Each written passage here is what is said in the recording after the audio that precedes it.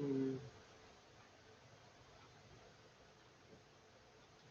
ัสดีครับสวัสดีครับสมาชิกทุกท่านครับยินดีต้อนรับทุกท่านเข้าสู่ช่อง VIP ธรรมดานะครับช่อง VIP ธรรมดาก็จะมานำเสนอ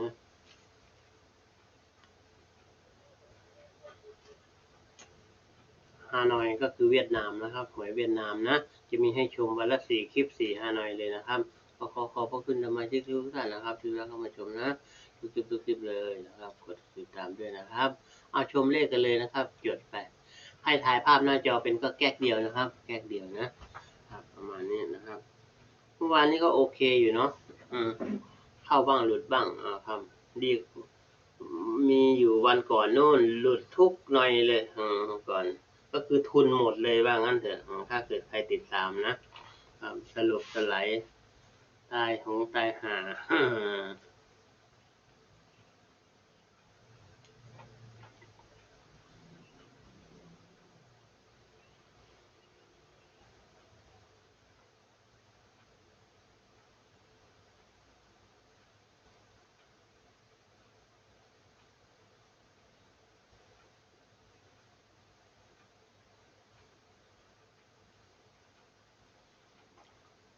จดเลยนะครับจดเลยครับ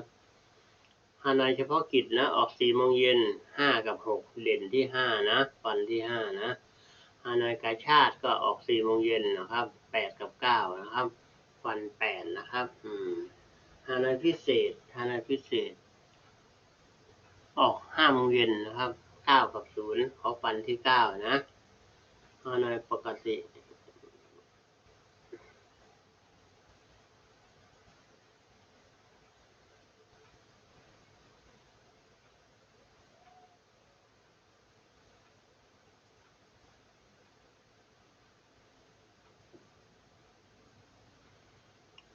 ฮานอยปกติ6 กับ 7นะครับ6 กับ 7ฟันที่7นะออกเวลา6 โมงเย็นนะครับฮานอยปกตินะฮานอยสุดท้ายฮานอย VIP 3 กับ 4ฟันที่3นะครับประมาณนี้นะครับจดเลยครับจดเลย